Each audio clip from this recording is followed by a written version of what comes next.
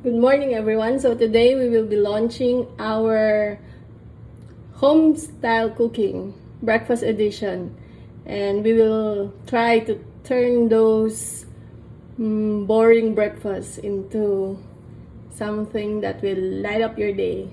So we will be doing your not so ordinary scrambled egg over French toast. So let's do this and enjoy. Have a blessed day, everyone.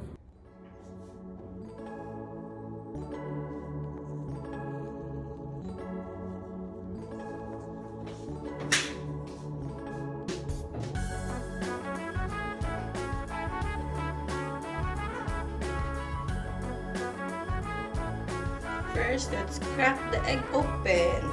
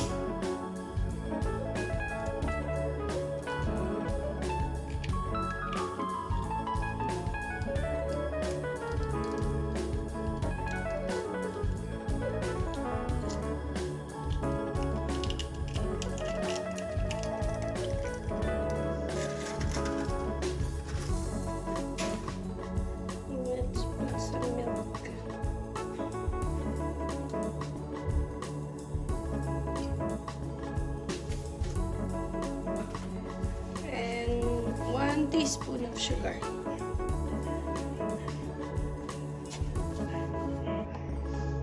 Whisk it. You can also put vanilla if you have sa bag. But I don't have vanilla.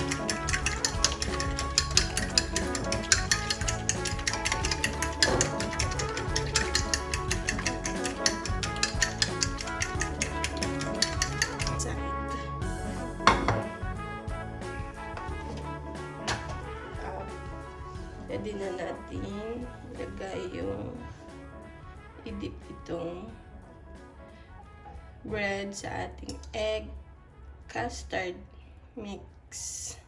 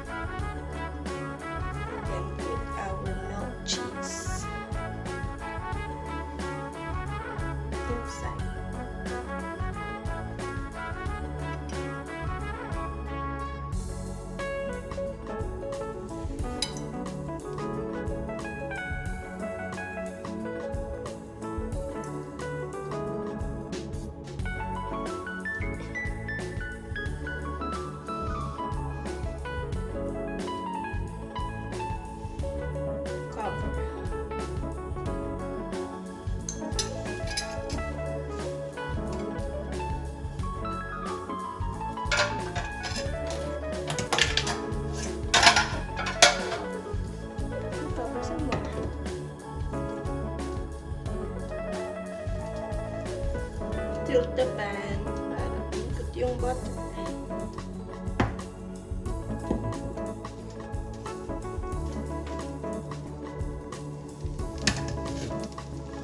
Check this.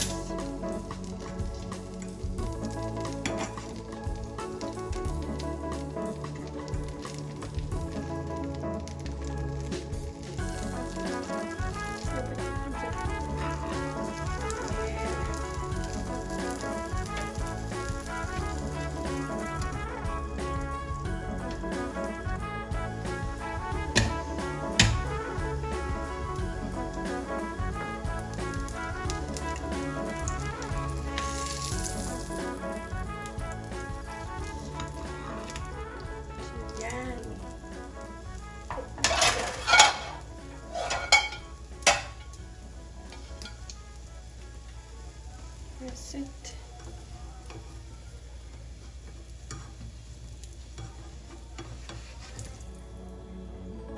Then set aside. Set this aside. Using the pan that we used earlier for the French toast, pinaksan lang natin yan. We will be preparing our scrambled egg. This is not your ordinary scrambled egg though. So, pumainit na siya.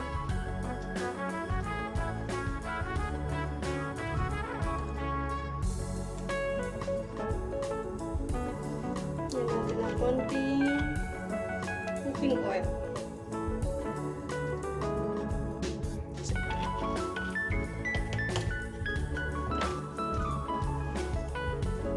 Let's put the egg.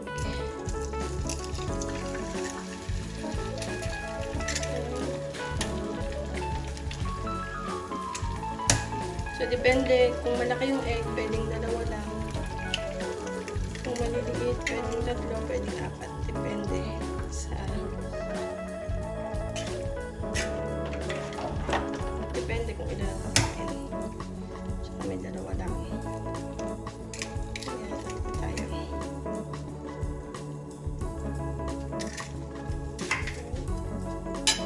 Sabi natin ng milk.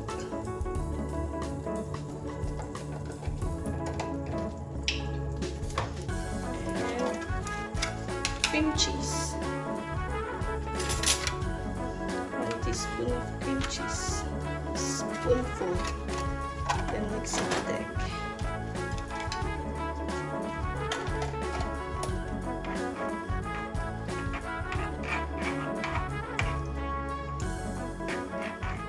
While we're mixing the cream cheese with the egg and milk, put a little bit of pepper.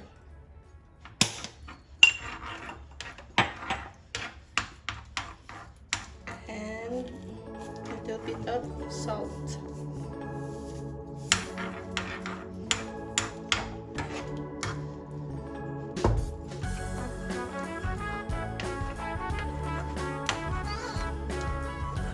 Spread the cream cheese and mix it well with the egg.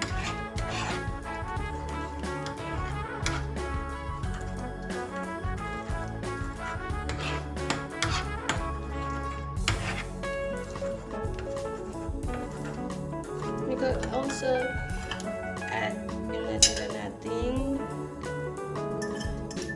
egg custard mix kanina para hindi masayang.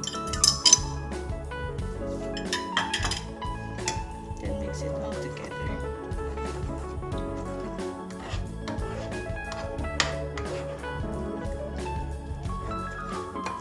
By this time, nandiyan na lahat yung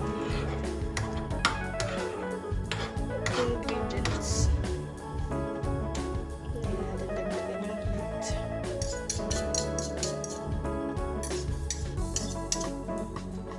And cook it like a pro.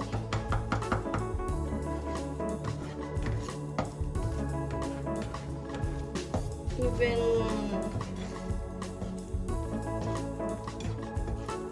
grade 1 can do this. This is the easiest scrambled egg. Diretso na sa pan.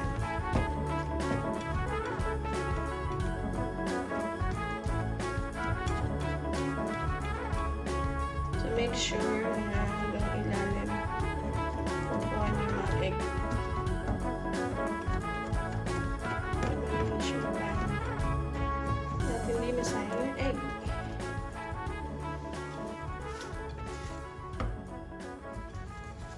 Mix it up to the bottom and the sides too.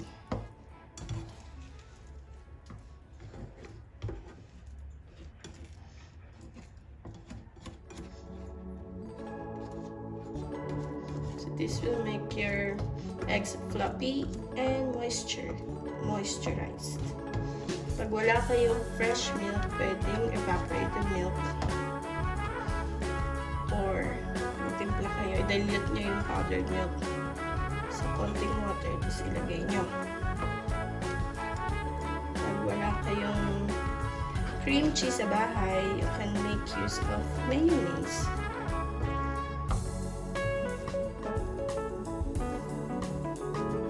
And it will give you the same effect, though mas masarap yung cream cheese.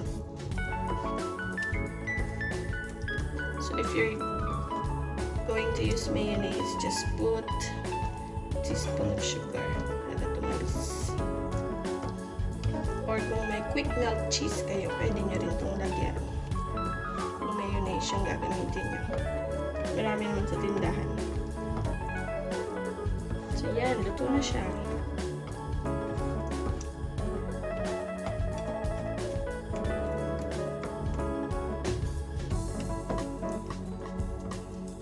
So what are we going to do is to put this on top of our, turn off the heat, our French toast that we made earlier.